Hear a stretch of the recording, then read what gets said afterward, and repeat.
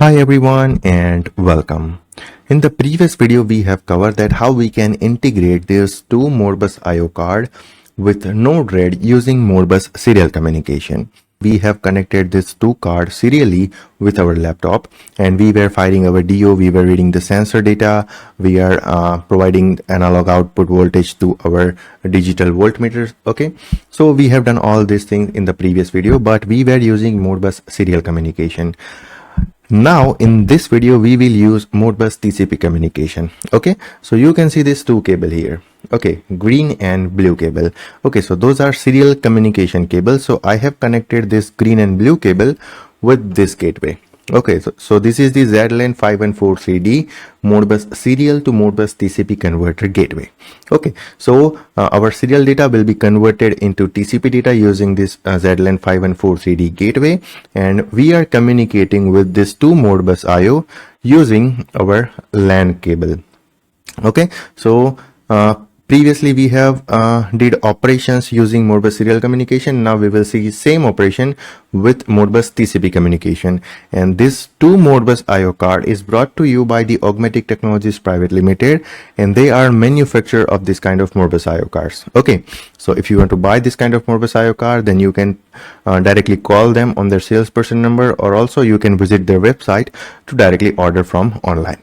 Okay, and as you guys already aware that this Modbus IO card is having capability of 4 analog input channel, 4 digital input channel and 4 digital output channel, and this IO card is having capability of 4 analog output channel. And in the previous video I have explained you the connection. So this sensor, inductive proximity sensor, is connected with this card on the DI1, okay, digital input 1.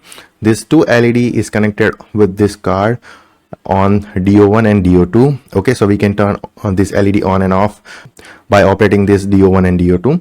Okay, this DC voltmeter is connected with the AO1, analog output 1. Okay, so if I change the analog output value of channel 1 from this module, you will see some inputs here. Okay, so this DC voltmeter requires some threshold voltage to turn the circuit on. After that you will see that it is displaying some voltage which it is getting from this Modbus IO module. Okay, and I have also connected AO2, analog output 2 channel, directly with the AI1. Okay, so this module can provide the analog output to the external world, and this module can read analog data from the external world. So this is link between AO2 from this module to AI1. Okay, so we can see all the functionality of this two Modbus IO card. So first let's test the digital output functionality. Okay, so I want to turn on the green LED, then I can just turn it on from here. Okay, you can see here our green LED is on. Okay, now same way I want to turn on the red LED, so I can do it from here. You can see here the status of red LED is on, green LED is on. Okay, I can also fire the third output, but I didn't connect anything to my DO3 or DO4. Okay, but currently it is on. Okay, you can see the light is blinking here. Okay, so if I turn everything off, every DO off, you will see no light here. Okay, there is no light here. If I turn on my digital output 4, you can see one light is on, the second light is on, the third light is on, and the fourth light is on. Okay, so once you open this enclosure, you will see those output LEDs here, that which output is on. Okay, now we have tested the digital output. Okay, our digital output is working fine. Now let's test our digital input. Okay, so we have to sense something on this sensor, and it will provide us the output. Okay, so our sensor is on. You can see this LED here. Okay, so sensor is on, and here you can see the digital input status. So sensor is on. Okay, if I remove my screwdriver from here, then you can see the sensor status is off. Okay, so I have connected this inductive proximity sensor with the DI1 of this Modbus IO card. So whenever my sensor is not activated, it will provide the 12 volt to this card, and whenever my sensor get activated, it will provide the 0 volt, or you can say it will not provide anything to this card. Okay, so whenever I place this screwdriver here, okay, it will not provide anything. So it is a negative logic. So that is why you can see on the screen that sensor is on. Okay, and if I remove this, then it will give me 12 volt. Okay, so due to negative logic, we can see that there is no part is present on the sensor. Okay, so we have tested the digital input and digital output. Now we will test our analog output. Okay, so as you can see, I have a DC voltmeter connected here. Okay, now I want to change the voltage level of this AO1 channel. So whenever the voltage level of this AO1 channel will change, you will see something here on this display. Okay, so you can see here analog output. Okay, and we want to change the voltage level of this DC voltmeter.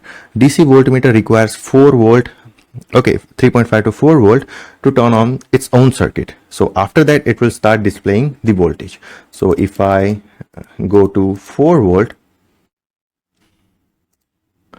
okay, 3.54.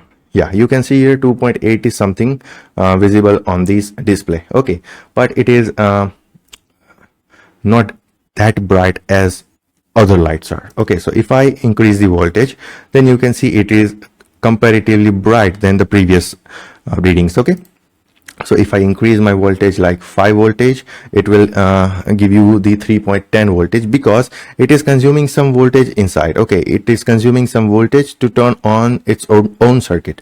So it is only displaying 3.10 volt. Now if I increase more, you can see 3.22. If I increase to 6 volt, okay, you can see 3.33. okay, it will got stable after some time. If I increase to 6.5, and if I increase to 8, you can see it will stable to 4.7 something. Okay, I'm not sure why it is varying, but it should stable to 4.72 something voltage. This AO1 will provide the voltage to this DC voltmeter. Okay, so you can use this analog output card in the field to provide voltage to your external applications. Okay, so I have already connected this AO2 analog output 2 channel with the analog input 1 channel of this card. Okay, so as you can see on desktop, AO2 is directly connected with the AI1.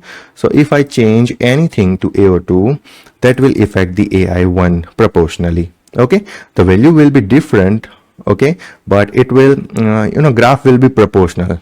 Okay, so if I change to 0.5 voltage here, if I supply the 0.5 volt to my analog output 2 channel, then you will see the graph is changing proportionally. You can see AO2 and AI1. Okay, those are proportional. If I increase to suppose 1 volt here, then you will see both the graph is changing. Okay, it is proportional. Okay, because I didn't map anything here, so it is proportional. It is the raw value, and here I have mapped to 8 volt. Okay, so this will go up to 8 volt, and here you will see the raw value of my analog input 1 channel. Okay, so if I go up to 5 volt, okay, you will see drastic change in graph.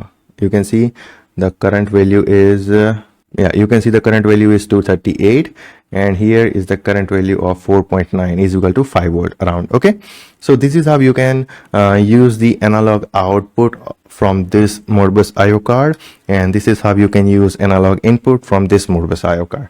Okay, we have already tested the digital output by firing the LEDs, and we have already tested the digital input by turn on and off this sensor. So if I turn it on again, you will see the sensor is high, and if I remove this, then you will see the sensor is low.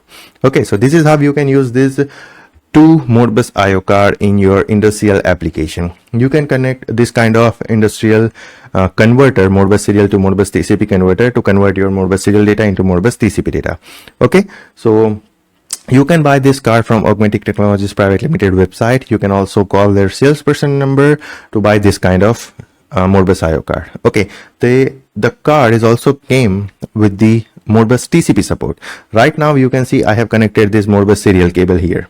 Okay, this serial cable is looped here, and it will come to this connector. Okay, so this is the Modbus serial card, but also you can buy Modbus TCP card, okay, Modbus TCP IO card from their website, or directly you can call them to buy Modbus TCP IO card. Okay, so I hope everything is clear to you, and if you still have any question or any doubt, then you can ping me on WhatsApp, Telegram, Instagram, anywhere, and I will provide this flow in the description of this video. You can download the flow and you can try by yourself. Okay, and if you have any requirement of this kind of Modbus IO card, then don't forget to visit the Augmatic Technologies Private Limited website, and also you can call there on their salesperson number. Okay, in the next video, maybe we can try the same setup with the ignition SCADA to communicate. Okay, so let's meet in the next video. Till then, take care, goodbye, and thank you.